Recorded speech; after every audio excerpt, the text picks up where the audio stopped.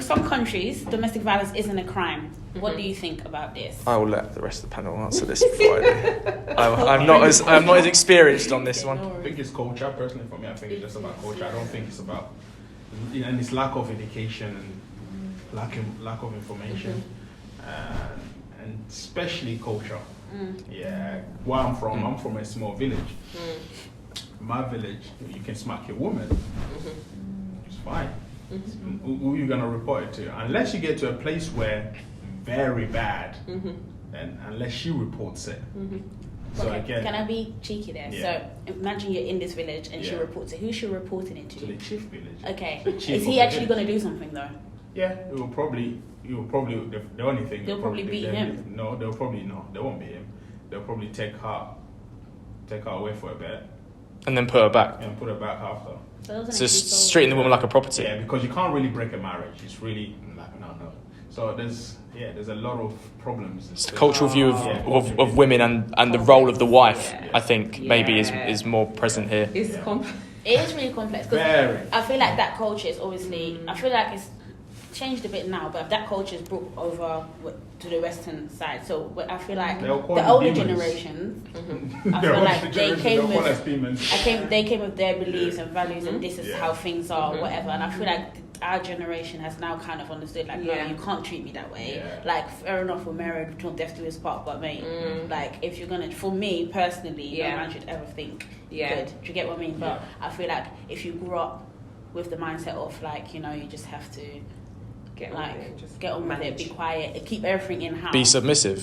Be submissive to your Yeah. husband. If that's entrenched in a society, then domestic abuse will be seen as you know. They'll say it as that means that you weren't supporting your husband. Yeah, you wasn't. Exactly. Yeah. And that's exactly what happens. Yeah. You know, I'm African as well, and I see it. You know, in our country, I'm from Mali, and you know, when you are a woman in Mali, your role is to support your family and your husband and your children. Yeah. And anything that gets in the way of that. And also being a Muslim country as well, you know, that adds an additional kind of barrier. Not to say that, you know, Allah tells, you know, men to hit their women. In fact, you know, the Quran actually places women as probably more higher than men. But I think often what happens is, in culture, as you were saying, The interpretation. Interprets, you know, traditions and, you know, what's come from your ancestry. It interprets it in a way where it's perceived that this is part of your religion. So it's kind of like an amalgamation of religion and culture. When actually, it's just a culture. It's nothing to do with what Allah or God is telling you. Can I? So this is just a question because it popped in my head. Obviously, you're a minister. So obviously, I'm looking at it biblically, but also just you've got a daughter, my lovely niece. So if she comes to you, or you find out that her man, God forbid, is beating her or anything like that in the future, how would you deal with that? Yeah, you said, because as a minister, the first thing that they tell you to do is obviously you have to report it. Number one rule as a minister, you have to go in there and report it. Because I'm just saying, because some pastors will be like, let's pray. Because they're not trained. It's like I just said, most of these people, they're just trained like pray. And then that's it, but they're not trained with scenarios. When I was training to be a minister, they give you different scenarios. You're walking in a house, if this person is being sexually abused, what do you do? Yes, at the end of the day, the husband may be like, oh, you ruined my marriage, but when it comes to the law, you have to protect the law. Most importantly, the key thing is protect the person and abide by the law. So you have to report it. Culture and religion, It gets into and it's very dangerous. Yeah. So there's religion, culture, and then there's culture and religion. So, and it can get very dangerous. And this is, you know, I'm being really honest, because even, you know, Fred, when you mentioned submission, even people's understanding of it. Yes, submission. They may take a scripture and you've twist. So what you've seen in culture is people take things and they twist it to mean something. So some cultures, my culture specific as a Nigerian, that the man is like head of the. Do you understand? And a woman is really, homemaker. Yeah. So then, in that power dynamic, when it comes to that domestic violence and stuff, it is so complex. And the family, and you've got family outside of the home, and when you've got the voice of people saying you have to not break this marriage covenant, you have to stay, and you're being beaten to a pulp. It's complex. So I've had instances where I'll go against the grain and say, actually, if you are being harmed, physically harmed, I don't think God is promoting that. Even mentally harmed. I just had a case recently last week. Yeah, Financial abuse, think it's mental abuse. And we need to be saying that a lot more, because you encourage people to prioritize their safety and remove themselves. But the danger in culture and religion is that when you've got people, religious leaders, family, grandmothers, grandfathers, and it differs in the different cultures, who are saying that you must remain in that place, then you are having people deal with, and this is where mental health might be impacted, because you're having people dealing with some intense things to stick to what culturally and religiously they're being advised is scriptural, is in the Quran, is in the Bible. And people lack ignorance even into what that is. So you've got people advising on one line, one verse, you haven't read the whole passage, and you are advising on that is so dangerous. I agree. How do you think, well, I feel like we've kind of been saying it, but I'm just going to summarize it. So how do you think we can try and educate the next generation surrounding domestic and sexual abuse with the aim to try and decrease, because I know it's not going to happen overnight, all the victims are not going to be victims anymore, but just decrease the number of victims and also decrease the number of perpetrators to basically stop it before it starts? So I'll tackle domestic abuse first. We need to educate young people about what is a healthy relationship. What are the signs of a healthy relationship? And for men, just speaking for men, own your mental health. I was going to say own your but I can't say that on YouTube. Take responsibility for it. It's your mental health is your responsibility. If you are in a bad place, don't enter a relationship. Work out what your attachment style is. I had to go from anxious avoidant, because I'd gone through 9 years of trauma, into just avoidant into secure. So I had all that growth. I didn't know what attachment style was. Then I realised, this is what I used to be like, and now what I'm now. Attachment what? Attachment styles. So you have 3 predominant modes. You have anxious.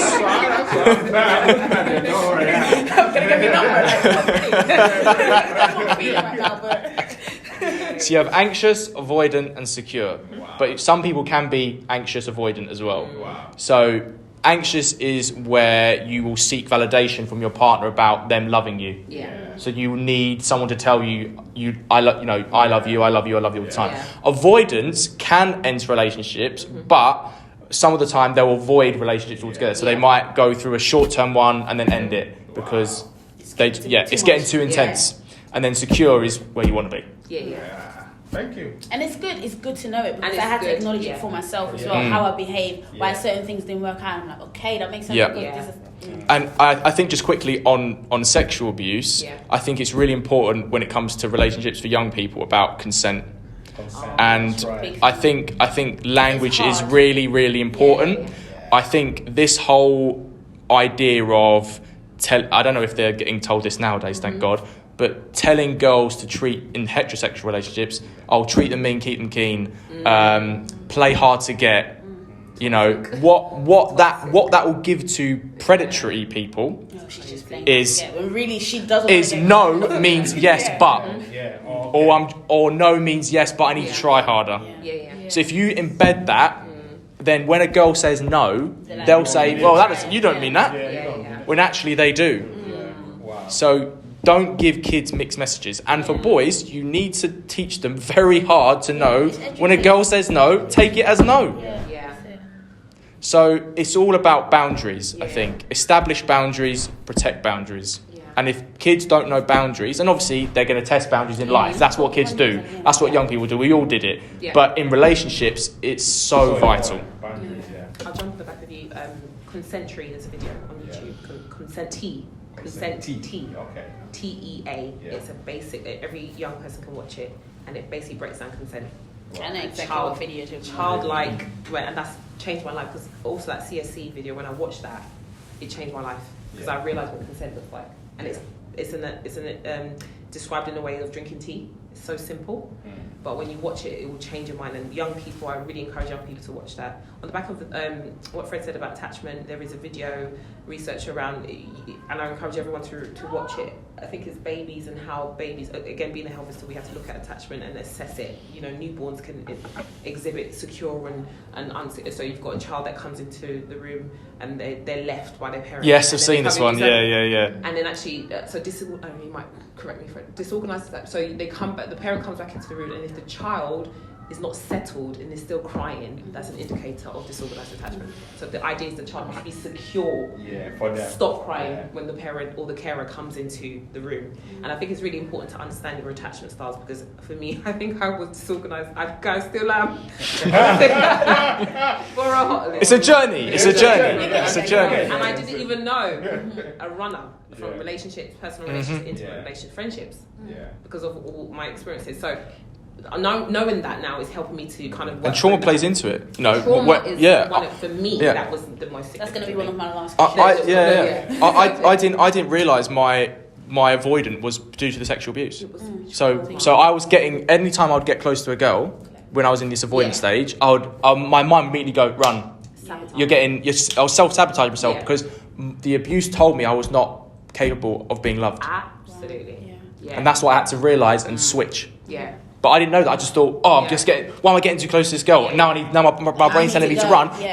But then when I did end it, I would feel relief, but then I'd also feel loneliness and emptiness, and then I'd try and do the same thing again. So you need to break the cycle. Yeah, the dangerous cycle. And just to answer your question, I think, I don't want to be the Debbie Downer, but family, I don't want to say this world is doomed in a sense, but it goes back to the basis of family systems. That was going to be me. And I'm so sorry, but, the structure, it changes in terms of what a family looks like today. Yeah. But roles of parents, carers. It's a big thing. It's a big thing. And if you've got children who... I feel like parents heavily rely on teachers, everything outside. It starts with you, the parent, 100%. The carer, right? So if you have instilled certain things from a child from as young as, even in pregnancy, I would say that would impact the way the generation is going. Mm-hmm. The issue is that it's the cycle of destruction and trauma in families.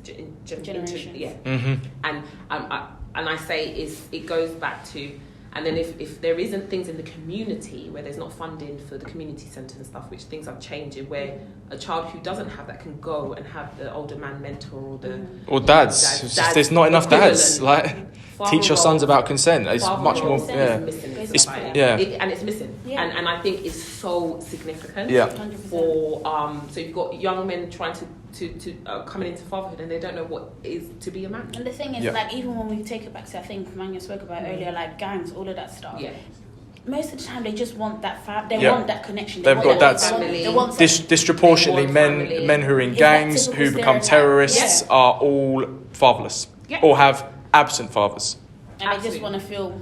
They want to feel like they belong. They want that male. They want that male role model. And if they haven't got one, they'll look for it, and they'll probably find the wrong one. Yeah, exactly. If that role model is not and right, they would not even know it until later in life. Yes, until the damage is done. Exactly. Unfortunately. I agree. Anything?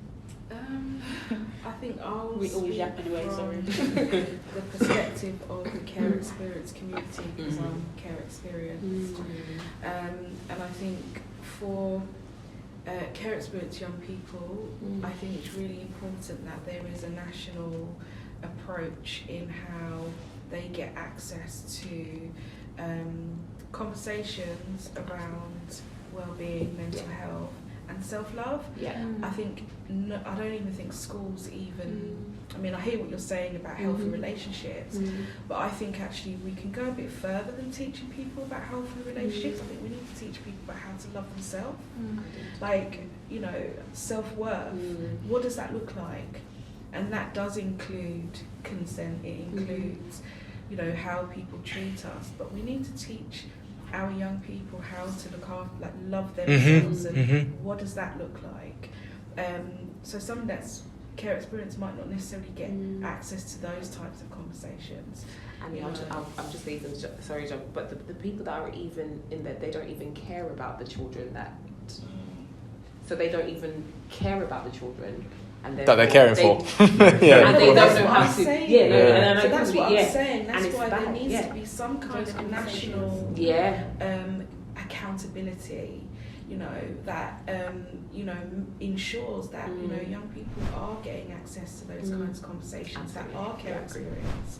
Because at the moment nothing like that exists. And you you're saying that is actually really interesting because I genuinely deliver healthy relationships presentations in different schools, and like he's saying that actually clicked in my head. I don't actually talk about self-love and self-worth, and if you've got poor self-esteem, you're more liable to agree to things that you don't want to do. If you're a boy or a girl in relationships, we need to move in society to operate from that space of love for ourselves, so that we can actually live in a loving. Because if you're loving yourself, you're actually going to be more loving to other people.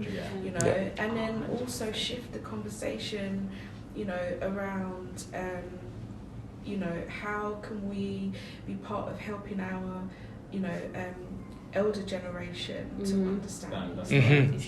I think that's really, really important in that, young people feel empowered and feel safe to utilise their voice. That they know that they're actually going to be heard, and that can be developed in spaces like schools.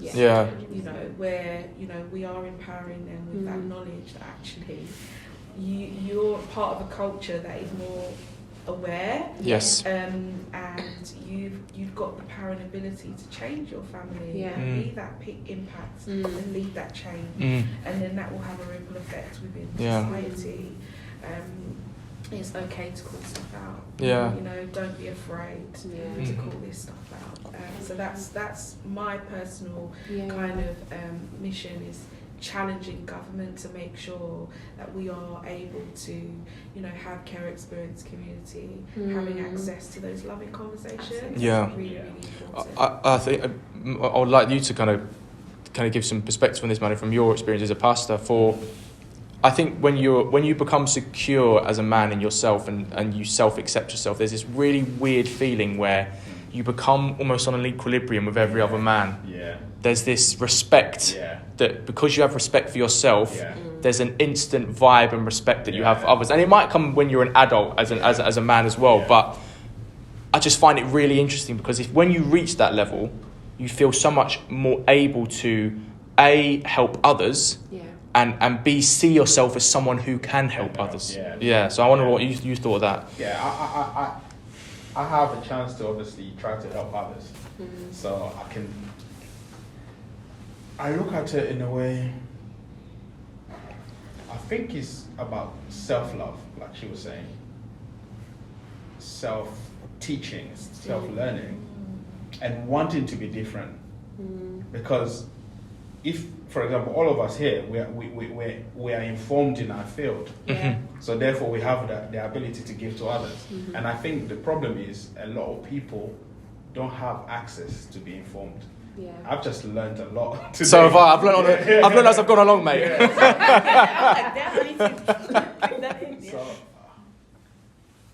I think it's about awareness. For me, anyway. It's the key. Ignorance. There's a lot of ignorance, and people just go on like, okay, it's okay, but we have a lot of ignorance, and I don't think people speak about domestic violence, sexual violence, like in a way we're speaking now. It's almost like a thing that we just put it back of our shoulder, but people are dealing with a lot. Like you said, being a minister, I've seen a lot, I've heard a lot, but you have to have the balance of either speaking about that's the problem as well. You guys are in that profession and you have to obviously keep things confidential. And it's a responsibility as well. Like I always say, self-acceptance is a suit of armor for any man, but self-awareness is the key to a growth mindset. And if you have both, you can be unstoppable. 100%, because even when we first started, I say me and Jojo, I feel like over the last 2 years, we've learned so much. Do you get what I mean? Even like speaking you can to never stop women, learning. 100%, never. Like speaking to women, kind of used to it because of work, predominantly women, even the children, predominantly female. But I feel like last year when I was speaking to men, I've learned so much. Do you get what I mean? Like so much. Like I found it so interesting. And Georgia said the same when we were speaking to women. He was like, "Oh, I never really knew that." This is that. It's like exposing yourself. Exposing yourself to different things. Just being aware of when you're doing certain things. When I'm speaking to people, I'm aware of what I shouldn't say or what I should say because this might get taken a different way, and that might stop me from speaking, opening up. Do you get what I mean? So it's just a learning curve, forever informing yourself and just networking with different people. Like I've learned so much at this table, and like you guys. Do you get what I'm saying? It's just learning never stops. Absolutely. Thank you. Okay, last 2 questions or so that you guys can go on. And we spoke about trauma throughout, to be fair, but what are some ways of helping people who suffer from PTSD? And I know some of you have, but what would you advise people? Because I've never been diagnosed with that, but I definitely want to learn. Yeah, so for me, I think it's accepting that it's okay that you have PTSD. Yeah. That there's nothing wrong with it, and it wasn't anything that you created yourself. Yeah. First of all, and that it's okay to go and get help if you need it. Like for me, I've also had EMDR. And It's life changing, isn't it? It is. At the same time, it wasn't for me. Oh, it wasn't for you. Oh, okay, interesting. I had it for probably 9 months. What we spoke about again. It's twice you've said this now. I move with desensitization, reprocessing. You know what? Okay, no. Eddie, just explain it again for him because I feel like he doesn't. So it's eye movement desensitization and reprocessing therapy. Yeah. You got this. So basically, what it is it's therapy which it focuses on a specific trauma, and you're taken with that therapist takes you to that trauma through the session. So you have to kind of relive it. And for me, I found that it was too much. Okay. For me. Yeah. You've got to be ready for it. I feel like when I say to people, I did take a lot from it, and I actually had that for much longer than they had planned for me to have that therapy. But I did take a lot from it in terms of understanding how trauma can kind of get stuck in your mind, you know, and understanding how I can kind of have control over that trauma, like it doesn't control me. Yes. So in that regard, for when it comes to PTSD and managing it, I think go and get the education about how it's impacting you, understand, you know, what it looks like for you, because it's different for everyone. And it's not just something which is for someone who maybe has been in war, and that's one of the things I think that acts as a barrier for people who have PTSD. Sorry, my cat hair literally stuck to me and goes everywhere I go. I think the most important thing is understanding that, you know, it affects people in different ways. Yes. And just because it's affecting someone in one way, it doesn't necessarily minimise how it is affecting you. And learning, because there are some things that you might be experiencing. For me, it affects me physically as well as emotionally. How I can sometimes disassociate. You know, when you say physically, sorry, just don't want to. What do you mean by physically? So it's like this. So for me, physically, sometimes it can affect like me with pain, like body pain. That's interesting, just because I feel like I've got someone in mind. Yes. So body pain. Sometimes I can also in my stomach I can maybe feel sometimes sick, like nausea as well. Headaches.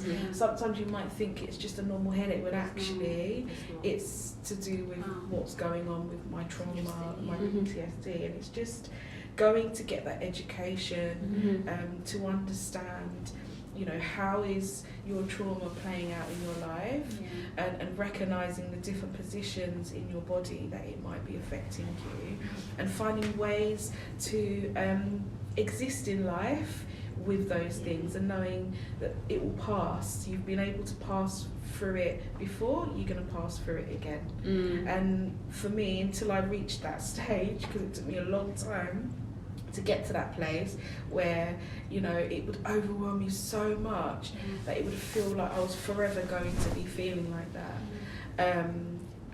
But now I heard you earlier talking about, it was like a massive suitcase, yeah. And now it's like an overnight bag. Well, it's a shower toiletry bag for me now. Exactly. Yeah. And I totally understand that. I resonate with that so much because it is always with you. But knowing how to not allow it to define you, and through some of the tools that I've learned through the therapy sessions, have really helped it to be the luggage. Otherwise it would continue. But also realising that if it does again feel like it's a massive suitcase, that's also okay. Yeah. Because there are moments where sometimes it does feel like that, and you think, oh my God, like, I'm here again. I thought, I was stronger, but it doesn't mean that you're not strong. Really good. So that's what I would say in terms of the PTSD. But that's my journey. Everyone is different. So quickly, for me, when I was diagnosed, I didn't even. So they wanted to medicate me. That too. So, but I didn't want to. No, I didn't want it either. I wanted to find an alternative, and that came in the form of I suppose it was counselling. At that time, I hadn't entered into therapy. I think it was through the NHS.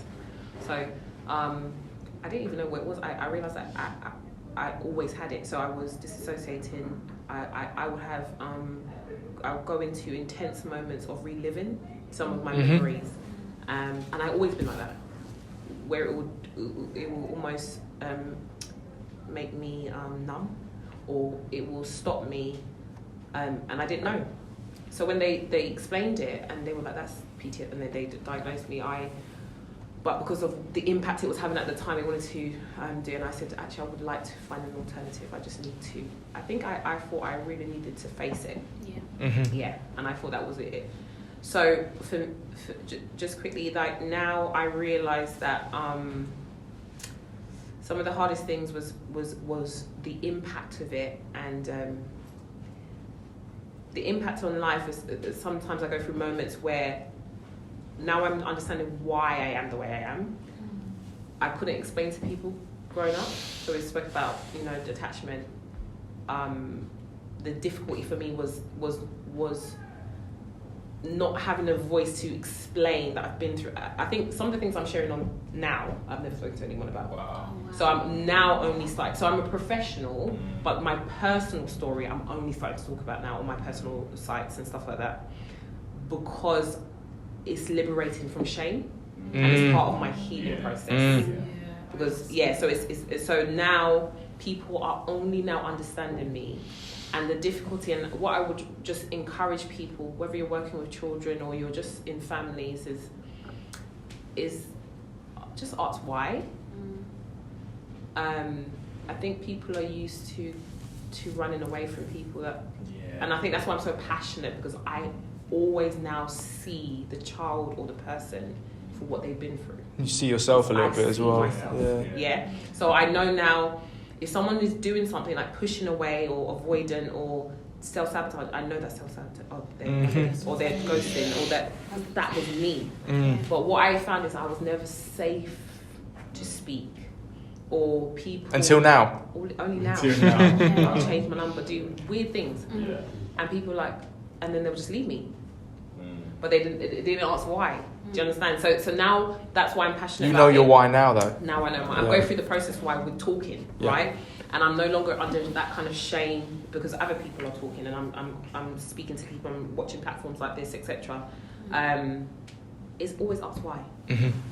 Yeah, I would completely agree with that. I think, just quickly from my perspective, my PTSD, when it was at its worst, took similar symptoms to people who've gone through war. So I had nightmares that were very, very vivid. There would always be nightmares of me being back in school, and I wake up and go, oh my God, I don't have to do A-levels again. Oh my God, I don't have to do GCSEs again. And it would take me like 5 or 10 seconds just for my brain to realise, oh, okay, I'm in my own flat, I'm 27 years old. So because of the way I was bullied, at that point, if I heard my name in a public place, I would go, where's the exit? My brain would go, where's the exit doors? Because my name was always followed by abuse. So that was one I had to work through. Escape. That was one I had to work through. What I would say to people who've been struggling with PTSD, echo everything that's been said, but I also want to focus on post-traumatic growth and the growth that I've been able to do since being diagnosed and recovering. Because I think one of my podcast guests said to me, you know, the people who've gone through the most amount of trauma have the most amount of growth when they recover from it. And I wholeheartedly agree with that. Wow. I agree. Absolutely agree with that. And I think to add to what you were saying around medication, I was also like that, where I didn't want medication for many years. I just declined it. But last year I did actually go on medication for about 6 months. And I feel like it was the right decision at the time. What works for you? It worked for me. So if anybody, you know, is in a situation where they feel like, you know, they also being offered it, and, you know, don't be afraid to try it. That it's not necessarily a bad thing. For me, it allowed me that period where I needed that extra help. And now I'm stronger, you know, because I allowed myself. So I'm not on medication anymore. But I've been able to try it. And there are symptoms as well that you know, as a result of taking it. So to be mindful of that as well, and to always let people know that you're close to, if you do start taking medication, to be aware that actually there might be some kind of side effects, not symptoms, side effects, to taking a medication. But it's very numbing. You don't feel at all, and that's one of the biggest barriers I think for me that I experience taking medication, is that I'm such a feely person. Like, my heart is literally on my sleeve, and to feel that I wasn't feeling anything was bizarre for me. But just any stigma around medication, I just wanted to just be really transparent about that. And I agree. Find what works for you. I'm a big believer in that. I'm happy you shared that, because also because I was a healthcare professional, so my decision was based on what I had seen. So I wouldn't agree if people need it, you have to take it. 100%. Because I was a health assistant, I was doing clinics where people would come with side effects. So in my mind, when they're talking to me, I'm thinking about side effects, and I'm thinking actually I don't want it. I know that what it looks like putting on weight, and some side effects is overeating and stuff like that. So that was actually my background to my decision. But I probably needed it. But it was literally because of that in mind. So I do definitely agree. And I did mine safely, so I came off of it whilst I was going towards the end of my EMDR therapy. So she helped me with that process, because she knew that I could do it, and she encouraged me through that process. So I think as long as you've got the right support, I agree with that. you know, I don't see a problem with it anymore. But I used to be that person who was like, so if someone spoke to me, Annie, as well, if someone said to me, and if the psychologist at that time addressed some of the things that I've just said and said, actually explored why I didn't, it was just like no, and she's like okay. But if they explored and actually said, you know, is it because you're a professional, like why, then there may have been some sort of dialogue and it's just support. And again, I was even ignorant in that. So if you said to me, actually, no, do you know we can start you on this for a period of time, you will come off it, you may not have the side effects. So if I was informed, I think the assumption was because I knew as a professional, so there wasn't a kind of a guidance through that process. So if informed I knew, decision making. Exactly. So if it's 3 months, and then we can support you with coming off the process and stuff. So then I think I would have made maybe a different decision. Right. I hear you. Amazing. Yeah, for me, it's just you need to have the right people around you. And I think that's the biggest cure. It's because people are going through a lot by themselves, and they don't have no one to turn to, no one to say anything to. Absolutely. And therefore they just end up living in their head, and they feel like, there's no way out. But if you could just have people there that can listen to you, can care for you, allow you to go through that process, and eventually you come through it. Having the right people with the right communication skills. I'm always a massive advocate of saying, don't say my DMs are open, all this on social media. If you don't have the communication skills or you're not mental health first aid trained, because if someone comes to you in crisis and says, oh, you said your DMs are open, I'm going through this right now, and you're like, what the hell do I do? Or I'm just going to offer platitudes. Not good. 100%. That's actually a good point. I think what I do as well, because you mentioned about social media, is that I'm very open. I mean, you see it sometimes, like some of the things that I might be experiencing, like with my PTSD, I might share it online, and then at the end of it, I'll say, I'm sharing this so that someone who's reading it will understand that someone understands. Because I think that's one of the, for me, one of the biggest barriers to me getting help originally with my, PTSD, in that I felt like there was something wrong with me, like I wasn't normal, and that's, I think, to do with the fact that we have a culture where we haven't been able to be open and transparent about these things, but we're moving forward now. I see a lot more people talking about these things, and I think it's really, really important that people understand that. I wanted to also say on the back of that is that, there's an aspect of trauma that is like saving, or trying to, let me speak for myself, an aspect of that I was always trying to save people, help, open my details. So I would say something like that, and it's true, because there will be instances where there's an aspect of traumas that you try and save others. Association was to try and help, so focus on them rather than myself. So then I was always the friend that people pleasing. I did not know it was a part of my trauma. I was the person that was a people pleaser at the detriment of myself. Yes. I would give myself so much, like if I've done a shift, I'm going to someone to help, and I'm just tired, and then I'll have a breakdown at some point, and nobody knows. I'm literally breaking down, but I've asked you to contact me, and then I'm not able to be there for that person, then I can tell myself. It was a cycle of... This is kind of hitting home. It was a cycle of craziness until my therapist told me what it was, and I was like, oh my goodness. Then I went into the place where I'm not helping no one. And I went into the most extreme, and I lost a lot of people around that, because I went into shelter, cope, shutdown mode. It was depression actually, but oh my gosh. I went into that mode where I was not even present. And I was that person who went from the extreme to the people please to the extreme end. But I realised what it was. Ultra independence is a form of trauma as well. So you're so independent that you don't ask nobody, you don't speak to no. That was me for so long. I don't know how to ask for help. I don't know how to. And what I admired what you said, you said you would text your brother. I didn't even do that to nobody. And I didn't even realise into therapy that how toxic. I could have a breakdown, nobody would know. I didn't even have a sibling to text and say, I'm having a breakdown right now. Wow. I used to admire if someone says, I have a family member, because I did not even have that. So when you're, it's so deep, that ultra independence, people pleasing, I would say to a person, it's okay to look after yourself. And it will show the environment. Oh my gosh, in therapy, the therapist said to you, I'm concerned of how you chose your friends. When I realised a lot of my friends is because of what I did for them. Yeah, it's true. So when you're in need, when I lost people, it was literally because I just wasn't there. The minute you change, people's noses get put out of joint. It was a liberating. It was painful, but it was a liberating moment, because I realised that the stability around it was what I was giving.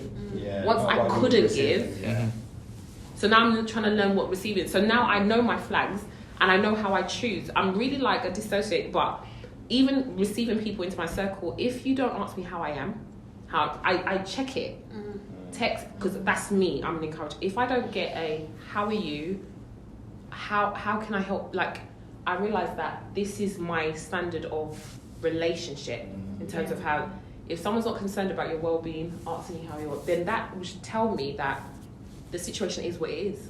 It might be I'm just providing them some support, but it's not a intense, intimate relationship.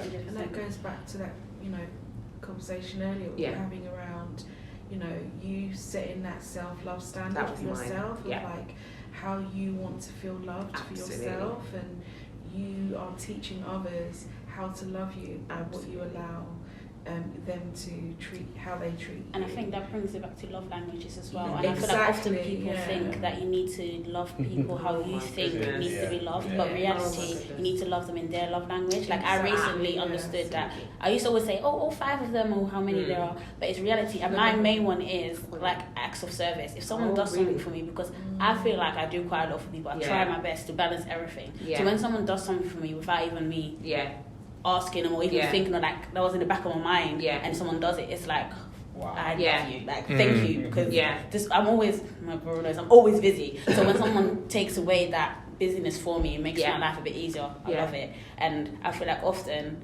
I think, for example, if you love like I don't know, gifts or whatever, but then I'm doing something for you and you would have rather got a gift. Do you know what I mean? Like it's that way of understanding other people as well. Being receptive, So just the context is Gary Chapman.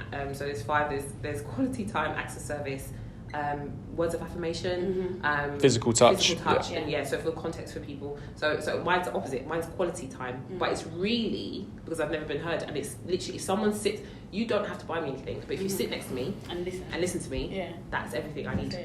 If you tell me I'm a good person because I've heard the opposite, that's cool. Out of curiosity, what's yours? Like one table. I'm a combi, so I'm acts of service and words of affirmation. That's me. Yeah. Oh wait. Oh yeah, you have to think about it now. What you mean? I You need to do that. You need to do. I'll answer it for myself. I would say words of affirmation and physical touch. Okay.